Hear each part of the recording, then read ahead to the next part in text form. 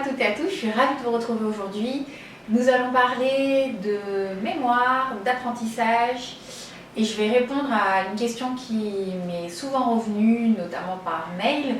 Comment est-ce que je fais pour apprendre tout ce que j'ai à apprendre au cours de mes différentes formations universitaires et comment est-ce que je fais aujourd'hui pour valider mes diplômes plus ou moins bien. En gros, comment est-ce que je fais pour optimiser mes capacités d'apprentissage et de mémorisation. Donc je vous ferai une vidéo, elle est déjà en ligne d'ailleurs, une vidéo beaucoup plus technique où je vais vous parler vraiment en tant que professionnel de la santé, d'expert en micronutrition, comment est-ce qu'on fait précisément pour optimiser ses capacités cognitives. Donc si vous avez envie d'avoir une vidéo qui va être beaucoup plus professionnelle, dans laquelle je vais vraiment vous parler de ce qu'on peut faire en micronutrition pour optimiser vos capacités d'apprentissage et de mémorisation, je vous invite à aller directement sur ma chaîne professionnelle, la micronutrition Yana Potter, il me semble que c'est ça, ou sinon vous allez sur le blog la micronutrition 2.0.com. Là, je vais vous parler, voilà, moi en tant qu'individu lambda, comment est-ce que je fais aujourd'hui et quels sont mes conseils que je pourrais vous donner pour optimiser vos chances de réussir à vos examens. Alors je vais beaucoup parler du concours, de la fameuse PACES, parce que c'est souvent ce qui revient en question. J'ai beaucoup d'étudiants qui m'écrivent ou des personnes qui souhaitent repasser des examens, se remettre à étudier. Donc je vais quand même pas mal parler de la PACES, mais de manière générale, je vous parle de comment est-ce que vous pourriez faire aujourd'hui pour être plus performant lorsque vous souhaitez valider un diplôme ou un examen ou un concours ou que sais-je. Donc, je vais regrouper un peu les grandes règles à respecter, on va dire, pour pouvoir optimiser donc, votre réussite, on va dire, vos chances de réussir à vos examens. Je pense que le point le plus important, lorsqu'on est amené à avoir un gros volume de connaissances à absorber, donc ce potentiel, cette connaissance que vous allez devoir accumuler, je pense que le point le plus important, c'est l'amour. Alors vous allez vous dire, de quoi elle me parle celle-là? Et oui, pourtant l'amour, c'est aimer ce que l'on apprend, se donner l'opportunité d'aimer ce que l'on va apprendre, c'est capital. Si on n'aime pas ce qu'on est en train d'apprendre, ça marchera difficilement. Donc le premier point, je pense que c'est vraiment d'avoir cet amour pour ce que vous allez apprendre. Et je pense que lorsqu'on décide de reprendre des études ou lorsqu'on va s'engager dans des études, forcément on sait pourquoi est-ce qu'on le fait. Si on parle des professions de santé, en général c'est souvent une vocation. Je veux devenir médecin, je veux devenir un professionnel de santé, je veux aider l'autre, c'est une vocation. Il y a une sorte il y a une dimension de passion, être passionné par ce que l'on apprend. Et on sait très bien qu'aujourd'hui, qu'être passionné, c'est être passionnant. Et être passionné, c'est être plus compétitif, et c'est extrêmement important lorsqu'on passe un concours, et je pense que c'est aussi être plus compétent. Donc il y a vraiment cette dimension de passion. Et il y a une énorme différence entre être passionné, donc que vos études deviennent une passion, et que faire des études soit une corvée. On voit bien la différence et on se rend bien compte que lorsque faire ses études, c'est une passion, on est beaucoup plus productif, beaucoup plus compétent. Et cette notion d'amour, ça va vous permettre d'être plus exigeant envers vous-même, d'accorder beaucoup plus d'importance aux détails. Et accorder beaucoup plus d'importance aux détails, c'est être excellent finalement. Et encore une fois, quand on passe un concours, on ne peut pas juste se contenter d'être bon. Lorsqu'on passe un concours, il faut être excellent, il faut être au-dessus de la masse, il faut être au-dessus de la mêlée. Et pour être au-dessus, il faut être excellent. Et donc pour être au-dessus, il faut accorder beaucoup d'importance aux détails. Et je pense que tous ceux qui ont passé un concours préparatoire aux études de santé, ils savent à quel point c'est important d'accorder de l'importance aux détails. Et je dirais même que moi aujourd'hui, dans ma formation continue en médecine nutritionnelle et fonctionnelle, il y a une phrase que j'ai retenue d'un de mes professeurs, c'est cette importance d'être juste dans tout ce que l'on fait. Et pour pouvoir être juste, notre arme la plus puissante, c'est la connaissance. Donc vous voyez, on revient toujours à la même chose. Pour pouvoir avoir de la connaissance, il faut être passionné par ce que l'on apprend Et pour pouvoir être excellent dans ce que l'on fait, il faut pouvoir être juste. Donc vous voyez, finalement, c'est une espèce de potentialisation. Il faut être dans un environnement où vous allez vraiment aimer ce que vous apprenez, et donc d'où l'importance, je pense aujourd'hui, de bien choisir ses études dès le début. Moi, vous voyez, par exemple, j'ai une petite erreur, oui, on pourrait dire une erreur d'aiguillage, parce que moi j'ai choisi de faire des études de pharmacie, donc j'ai choisi de préparer, à l'époque ça s'appelait PCEP1, et aujourd'hui, avec le recul, donc quand même 15 ans plus tard, si j'avais dû choisir mes études à nouveau, j'aurais choisi de faire la PCE-M1 à l'époque, donc la PACES, mais pour pouvoir faire médecine.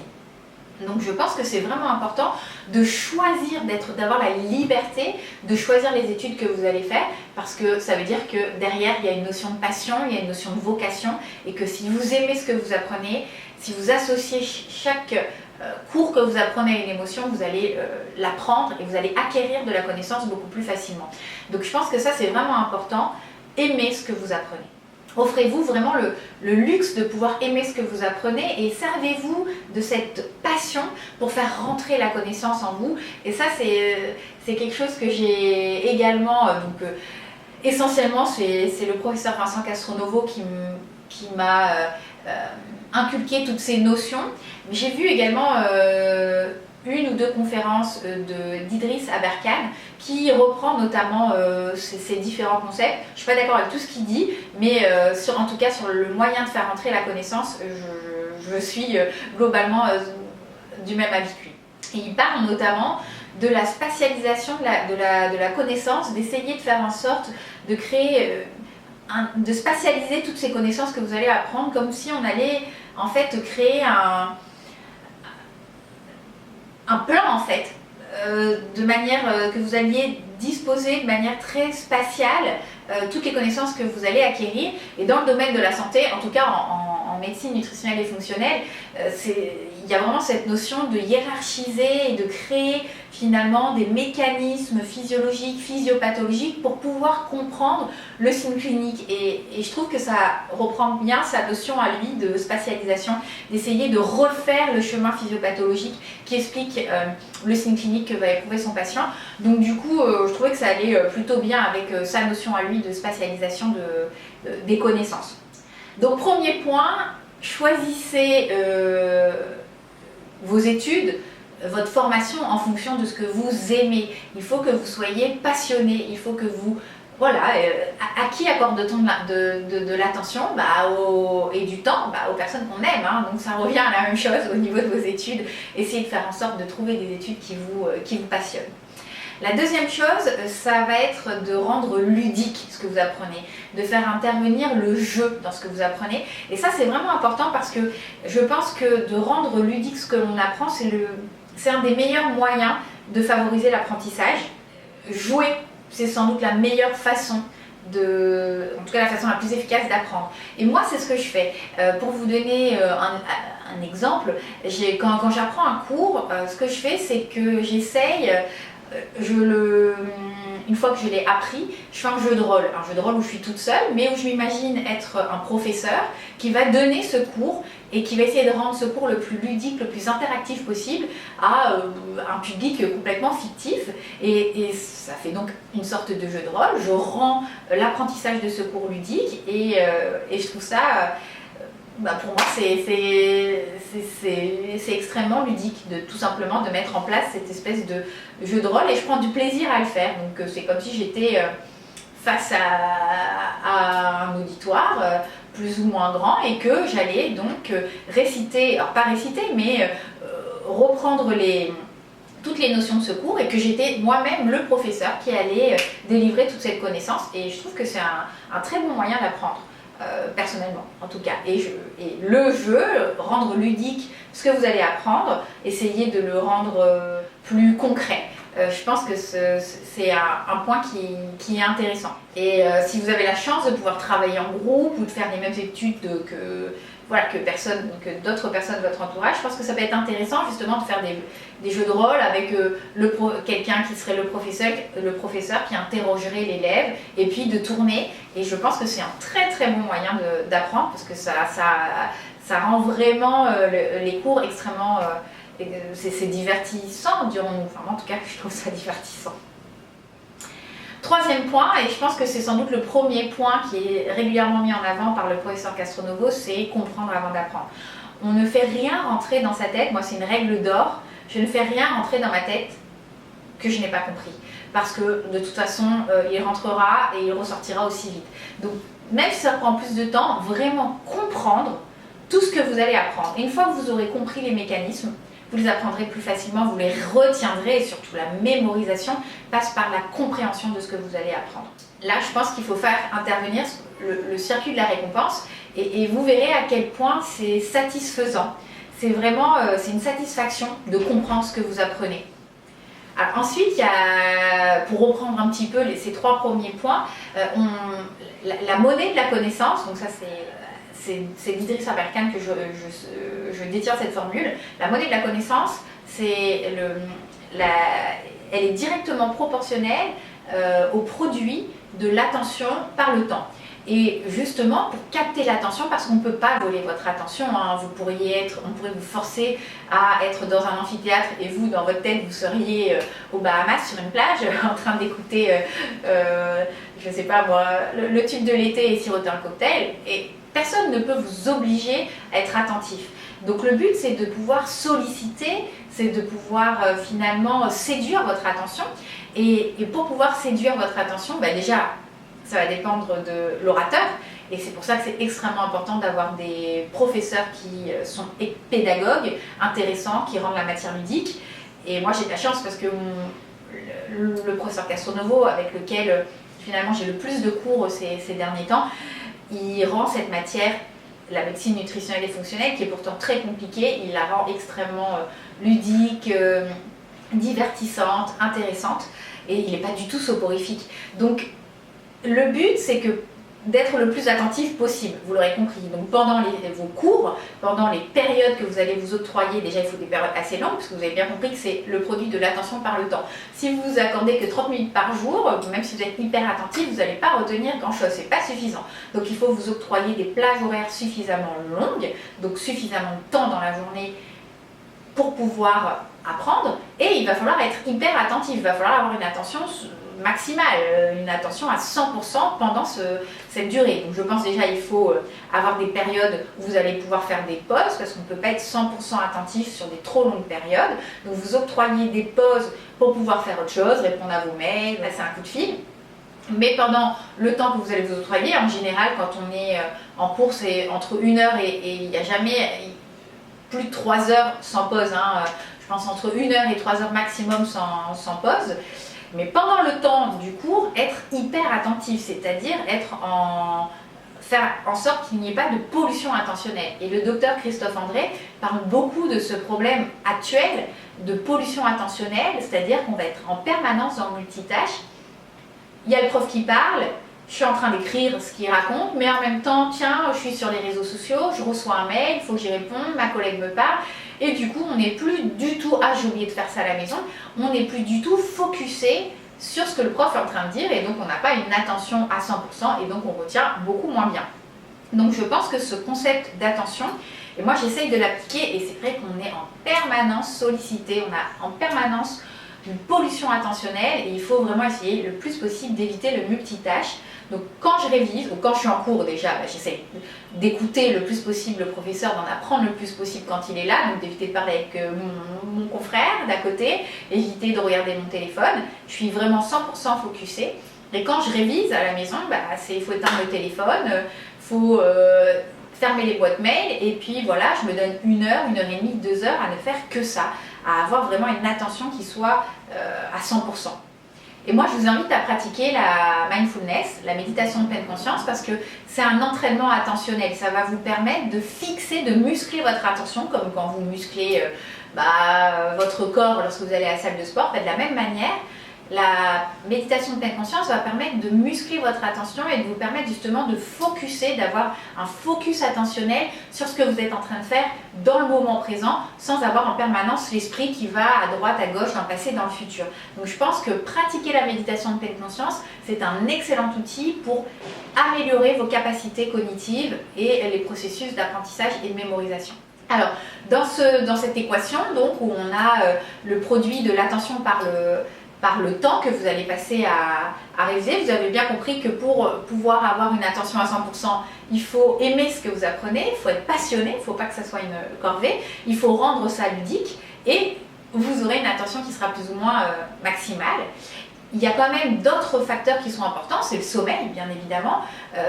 On sait que pendant le sommeil, on va consolider ce que l'on a appris dans la journée, donc avoir un temps de sommeil suffisant, avoir un sommeil récupérateur, donc ça c'est extrêmement important, donc il faut dormir suffisamment, il faut calculer son nombre d'heures de sommeil. Donc, je pense que je vous ai déjà fait des vidéos sur le sommeil sur ma chaîne pro, donc je vous invite à aller regarder ou aller sur le blog pour en savoir un peu plus.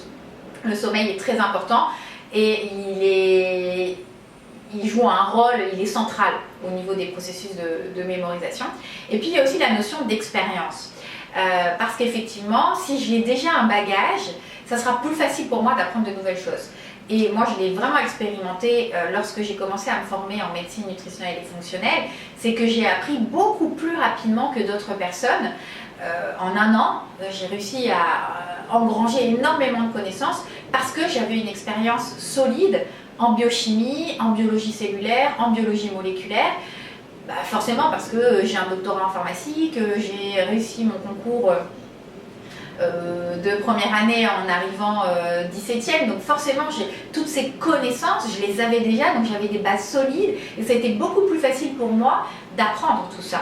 Et pour reprendre l'exemple de la PACES, on dit qu'effectivement, si vous avez un bac S, ça va être beaucoup plus facile pour vous de valider votre PACES que quelqu'un qui a un bac ES et encore plus que quelqu'un qui a un bac L, parce que vous aurez ce début d'expérience qui va vous permettre plus facilement d'engranger, d'avoir ces nouvelles connaissances dans le même domaine. Donc il faut quand même tenir compte de la notion d'expérience, quel est votre bagage. Là, donc, je parle essentiellement dans le domaine scientifique et médical, et c'est extrêmement important, donc cette notion d'expérience. Donc on a l'attention, le temps que vous allez y passer, l'expérience et le sommeil. Et moi je rajouterais, forcément, il y a le chronotype qui est extrêmement important, c'est-à-dire respecter votre chronotype. J'ai déjà fait une vidéo là-dessus en vous parlant de la Miracle Morning, en vous expliquant que c'était un concept qui n'était absolument pas fait pour tout le monde et il était culpabilisant pour une grande partie de la population et pas du tout à juste titre, parce qu'on a tous un chronotype qui fait que, moi par exemple, je suis chronotype du soir et que pour moi il est beaucoup plus intéressant de me réveiller à 9h, 10h du matin et de travailler par exemple jusqu'à 1h, 2h, 3h du matin, alors que d'autres personnes, ça sera beaucoup plus intéressant pour eux, ils seront beaucoup plus productifs s'ils se réveillent à 5h, qu'ils travaillent dès 5h du matin et qu'ils aillent se coucher vers 20h, 21h. Donc essayez de trouver son chronotype. Je vous invite à regarder la vidéo si vous voulez en savoir un petit peu plus sur cette définition du chronotype. Et je terminerai par l'alimentation, forcément, pour que votre cerveau fonctionne bien, pour que les processus d'apprentissage et de mémorisation se mettent bien en place, il faut forcément que vous apportiez à votre cerveau, à toutes les structures cérébrales, tous les micronutriments dont elles ont besoin pour fonctionner correctement et de manière optimale. Donc l'alimentation est hyper importante et la complémentation est hyper importante. Je ne vais pas rentrer dans les détails, mais oui, bien manger, c'est important, notamment les grands axes, c'est la chronobiologie de la nutrition pour soutenir les synthèses de neuromédiateurs, les apports en acides gras essentiels équilibrés et d'ores et déjà, si vous arrivez à mettre ça en place, je dirais que c'est l'essentiel. Si vous voulez plus de détails sur l'alimentation, la complémentation, je vous invite à aller voir sur ma chaîne pro, puisque on va parler essentiellement de ça. J'ai également créé un guide spécifique sur comment optimiser votre fonction cerveau, booster votre mémoire, vos capacités cognitives, réussir vos examens. Du coup, vous donnez toutes les chances de pouvoir réussir vos examens. Vous pouvez le trouver sur la boutique du blog. Et si vous procurez ce guide, vous aurez offert le guide comment gérer votre stress grâce à la micronutrition, parce que pour pouvoir réussir ces examens, il y a vraiment deux axes. Dans un premier temps, optimiser vos capacités cognitives, mais il y a aussi cette notion de gérer votre stress. Si vous ne savez pas bien gérer votre stress, vous aurez beau avoir tout appris, vous allez être un petit peu comme inhibé. Donc c'est pour ça que j'ai souhaité offrir le guide gestion du stress grâce à la micronutrition pour toutes les personnes qui vont se procurer le guide optimiser vos capacités cognitives, parce que l'un ne va pas sans l'autre, je dirais. Donc voilà, si ça vous intéresse d'aller un petit peu plus loin, vous pouvez aller sur la chaîne pro, aller sur la boutique du blog, et puis si vous souhaitez mettre en place un programme personnalisé, faire un bilan biologique pour justement mettre en avant les éventuels déficits qui pourraient expliquer que vous avez du mal à apprendre, à retenir. Là, on est vraiment juste dans le domaine de la biologie d'investigation et de la micronute. Vous pouvez également me contacter. Je vous mettrai le mail en barre d'infos pour toutes les demandes d'informations sur le cabinet et ma consultation de micronutrition. En tout cas, moi, je pense que j'ai fait le tour. Je vous ai vraiment donné les grands axes, toutes les choses à mettre en place. Je pense que j'ai quand même oublié de vous parler d'activité physique. C'est vrai que l'activité physique est extrêmement importante. Pourquoi? Parce qu'on s'est rendu compte que pratiquer une activité physique, ça peut être juste 30 minutes par jour. Le muscle, qui est la plus grosse glande, je pense, sans doute, va produire ce qu'on appelle des myokines, et notamment une myokine très spécifique qui s'appelle l'irysine, qui va vous permettre de stimuler votre production de BDNF. Donc en gros, vous allez avoir une croissance de vos structures nerveuses, on va avoir une synaptogenèse, c'est assez incroyable, ça a été découvert il n'y a pas si longtemps que ça.